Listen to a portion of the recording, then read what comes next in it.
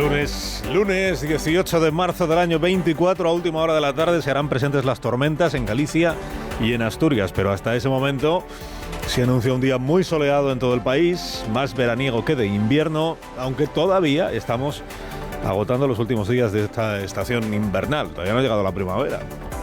Llega esta semana, pero aún no ha llegado. Bajan las temperaturas hoy en Canarias y en el Cantábrico y suben sobre todo en Andalucía. Estamos estrenando la mañana con 10 grados en Guadalajara, tenemos 11 grados en Vigo y 18 en Almería. Con Roberto Brasero afinamos la previsión del tiempo dentro de un momento.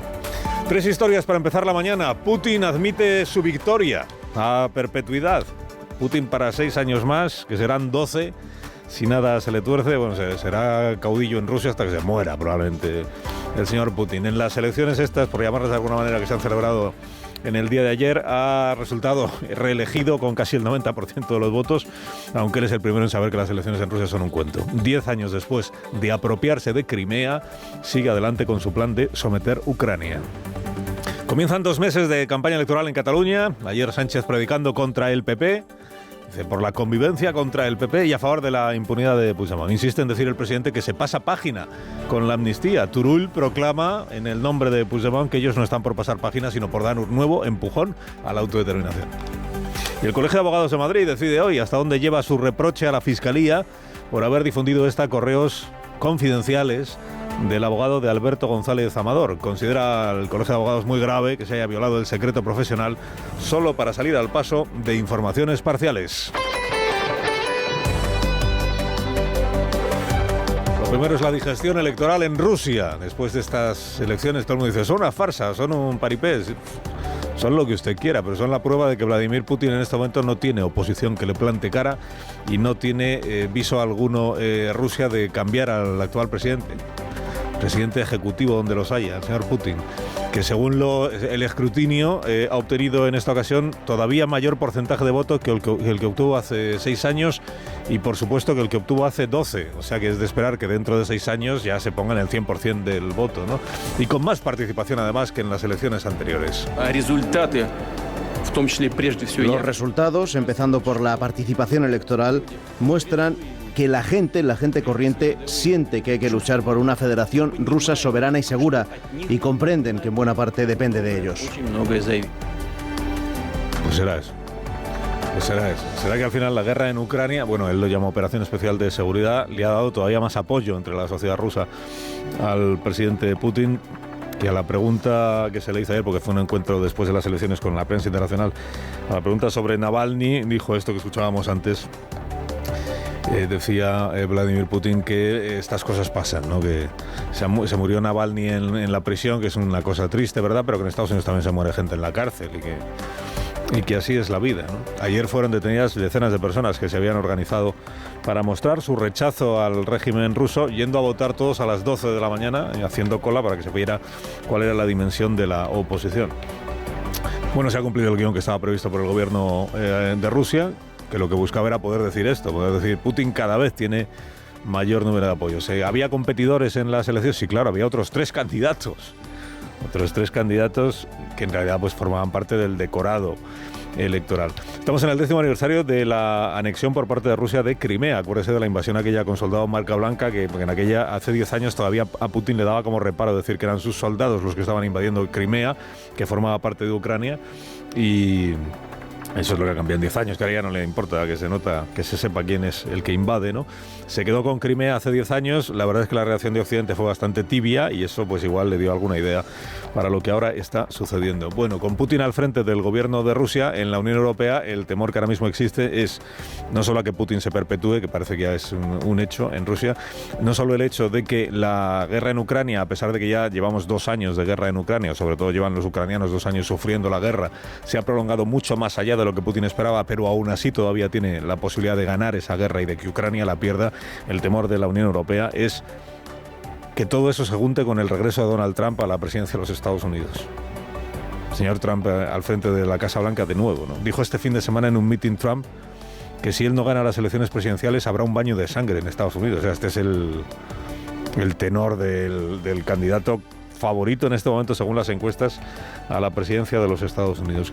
Bueno, con ese panorama, ayer la ministra Margarita Robles, en una entrevista en el diario La Vanguardia, decía que la sociedad europea y la sociedad española no está mentalizada ante el riesgo cierto que existe de que Rusia acabe abriendo una guerra directa contra la Unión Europea, contra Occidente, no a través de Ucrania, porque Ucrania está respaldada por la Unión Europea, pero no hay una guerra, digamos, directa entre la OTAN, los países de la OTAN, es decir, nosotros, España, y el régimen ruso, pero que esa amenaza existe, que es una amenaza cierta y que los españoles debemos hacernos cargo de ella. Creo que tenemos que ser conscientes del riesgo en que vivimos y a veces pienso que en España no somos suficientemente conscientes, quizá por razones de la política interna, pero de los riesgos que corremos cuando hay personajes como Putin que están cometiendo verdaderas carnicerías en un país como Ucrania. Mentalizarse para el posible riesgo de una guerra, ¿no? Está el presidente Macron insistiendo en que esto de descartar la presencia de tropas europeas en Ucrania para intentar que Ucrania gane el pulso a Vladimir Putin, está insistiendo el presidente Macron en que no debería despacharse con tanta ligereza esa posibilidad, porque lo fundamental es evitar que Putin gane, porque si Putin gana en Ucrania, igual lo que le asalta es el fervor de seguir adelante invadiendo otras naciones, algunas de ellas ya miembros de la Alianza Atlántica, de la OTAN. Además, ayer lo de Níger, el gobierno de Níger, esto es África, esto es el Sahel. En Níger hubo un golpe de Estado el verano pasado, hay una junta militar que dirige ahora ese país y que ha roto los acuerdos con Estados Unidos, y está diciendo que las tropas estadounidenses que se larguen, roto los acuerdos con Estados Unidos y ha abrazado los acuerdos con Rusia, que se convierte en el padrino fundamental del Estado de Níger. ¿Y eso qué significa? Pues que Putin gana también peso y gana poder en el Sahel. Zona de África, región africana, de la que ayer hablaba Margarita Robles con pesimismo, decía ella en esa entrevista. El pesimismo de que suponga un riesgo cada vez mayor. La amenaza yihadista y ahora la amenaza yihadista y la colaboración de algunos de los gobiernos de esos países, de esa región, con el régimen ruso. Bueno, se disuelven el Parlamento de Cataluña, hoy se disuelve el Parlamento Autonómico, firma Per Aragonés el decreto, en fin, ya lo anunció la semana pasada, pues esto no es una sorpresa. ¿Comienza la campaña electoral? No, acuérdese que oficialmente son los últimos 15 días, pero bueno, la campaña electoral ya está en marcha desde hace tiempo. Y desde luego desde este fin de semana, con todos los partidos políticos, la mayoría de los cuales todavía no tienen decidido o anunciado quién va a ser su candidato. No es solo Junts per Catalunya, que está ahí mareando con lo de Puigdemont sí, Puigdemont no. Es que el Partido Popular aún no sabe si presenta o no a Alejandro Fernández, es que en Común aún no han confirmado a Jessica Albiach, es que en realidad solo el PSC con Salvador Illa y Esquerra Republicana con Per Aragonés tienen claro a quién van a presentar estas elecciones autonómicas. Bueno, hay encuestas esta mañana en los periódicos, se lo hemos contado, que lo que dicen es que el PSC claramente gana las elecciones autonómicas, lo que está en duda es que pueda gobernar. Claramente gana significa que la encuesta de La Razón le da 36, 37 diputados, la encuesta del Español le da 42, pero seguiría necesitando un socio de gobierno, como poco un socio que le apoyara en la investidura a Salvador Illa. Y ahí pues en segunda posición estaría o Junts o Esquerra, en tercera o Esquerra o Junts, y en cuarta posición el Partido Popular, pero no le daría, con el PP no le da para sacar adelante una investidura, o sea, necesitaría el apoyo de alguno de los partidos independentistas. A ver quién se anima. El señor Junqueras invistiendo a Salvador Illa es difícil de creer. El señor Puigdemont invistiendo a cualquiera que no sea él también es difícil de creer. Pero bueno, habrá que verlo. Ayer el PSOE y Junts per Catalunya, ayer se ha sabido este fin de semana que estuvieron en Suiza otra vez hablando de sus cosas. El PSOE y Junts per Catalunya, y de lo que han dado cuenta pues es de la nada. Es decir, que han estado hablando del análisis de la aprobación de la ley de amnistía, que es como no decir nada.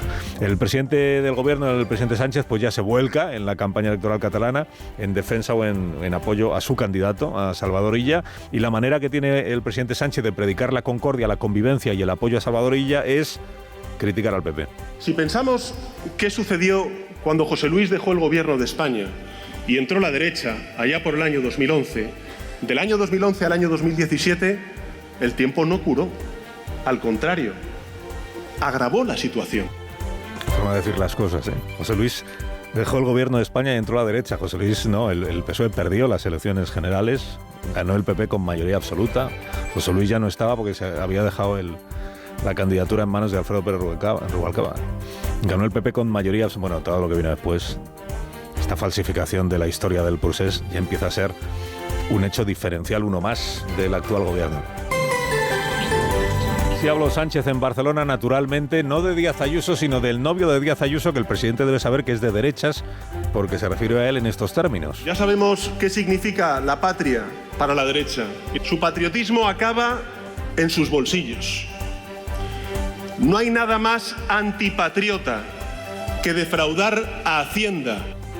Ahí está, un señor hasta la semana pasada perfectamente desconocido para la mayoría de la opinión pública, de nombre Alberto González Amador, convertido en prototipo de la derecha que defrauda. Pero si bueno, el presidente sabrá que Alberto González Amador es de derechas. O a lo mejor es que interpreta que si es novio de Díaz Ayuso tiene que ser del mismo partido que Isabel Díaz Ayuso, lo cual es una forma de plantearse la vida bastante reduccionista, ¿no?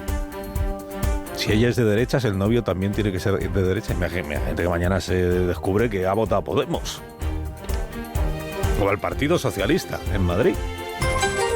Alsina en Onda Cero.